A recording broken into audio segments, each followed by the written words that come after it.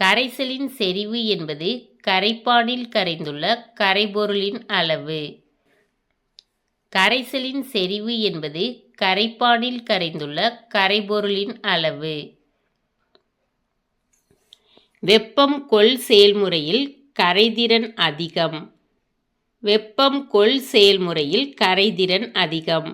வெப்பம் உமிழ் செயல்முறையில் கரைதிறன் குறைவு. வெப்பம் உமிழ் செயல்முறையில் கரைதிறன் குறைவு. ஹென்றியின் விதி அழுத்தத்தின் விளைவு. ஹென்றியின் விதி அழுத்தத்தின் விளைவு. காப்பர் சல்பேட் பென்டாஹைட்ரேட்டின் பொதுப்பெயர் நீலவிட்ரியால். காப்பர் சல்பேட் பென்டாஹைட்ரேட்டின் பொதுப்பெயர் நீலவிட்ரியால். நீலவிட்ரியால் உப்பில் 5 நீர் மூலக்கூறுகள் உள்ளன. நீலவிட்ரியால் உப்பில் 5 நீர் மூலக்கூறுகள் உள்ளன. திரவத்தில் வாயுவின் கரைதிறனில் அழுத்தத்தின் விளைவை ஹென்றியின் விதி விளக்குகிறது. திரவத்தில் வாயுவின் கரைதிறனில் அழுத்தத்தின் விளைவை ஹென்றியின் விதி விளக்குகிறது. முனைவுறா சேர்மங்கள் முனைவுறா கரைப்பானில் கரையும். முனைவுறா சேர்மங்கள் முனைவுறா கரைப்பானில் கரையும். நீர்க்கரைசலில் நீர் கரைபொருளை கரைக்கும் கரைப்பானாக செயல்படுகிறது. நீர்க்கரைசலில் நீர் கரைபொருளை கரைக்கும் கரைப்பானாக செயல்படுகிறது. ஒரு கரைப்பானில் கரைபொருள் கரைவதை கரைதல் என்கிறோம். ஒரு கரைப்பானில் கரைபொருள் கரைவதை கரைதல் என்கிறோம்.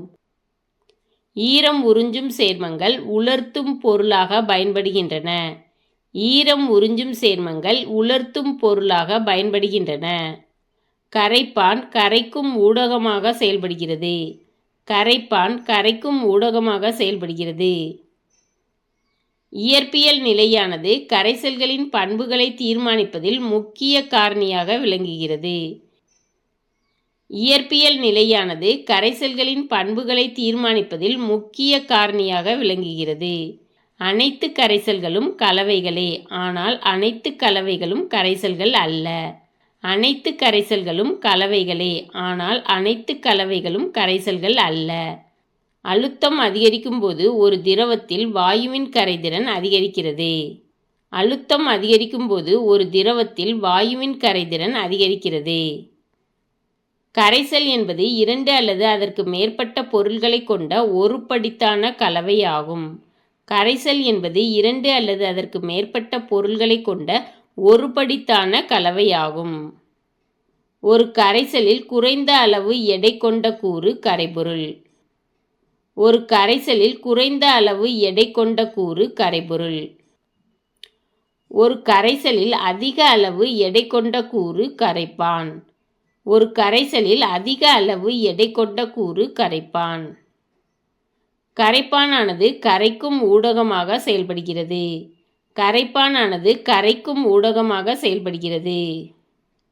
ஒரு கரைப்பானில் கரைபொருளானது கரைவதை கரைதல் என்கிறோம். ஒரு கரைப்பானில் கரைபொருளானது கரைவதை கரைதல் என்கிறோம். ஒரு கரைசல் குறைந்தபட்சம் 2 கூறுகளை கொண்டிருக்கும். ஒரு கரைசல் குறைந்தபட்சம் 2 கூறுகளை கொண்டிருக்கும். ஒரு கரைபொருளையும் ஒரு கரைப்பானையும் கொண்டிருக்கும் கரைசல் இருமடி கரைசல். ஒரு கரைபொருளையும் ஒரு கரைப்பானையும் கொண்டிருக்கும் கரைசல் இருமடி கரைசல். கரைசல் 3 கூறுகளை கொண்டிருந்தால் மும்மடி கரைசல் எனப்படும். கரைசல் 3 கூறுகளை கொண்டிருந்தால் மும்மடி கரைசல் எனப்படும். மனித உடலில் இரத்தம் சிறுநீர் கரைசல்கள். மனித உடலில் இரத்தம் சிறுநீர் கரைசல்கள். கரைபொருளானது கரைப்பானில் முழுவதும் சீராக விரவி கரைந்து ஒருபடித்தான கரைசலை உருவாக்குகிறது. கரைபொருளானது கரைப்பானில் முழுவதும் சீராக விரவி கரைந்து ஒருபடித்தான கரைசலை உருவாக்குகிறது. இந்த வீடியோ பிடிச்சிருந்துச்சுன்னா லைக் பண்ணுங்கள், ஷேர் பண்ணுங்கள், சப்ஸ்கிரைப் பண்ணுங்கள். Thank you students.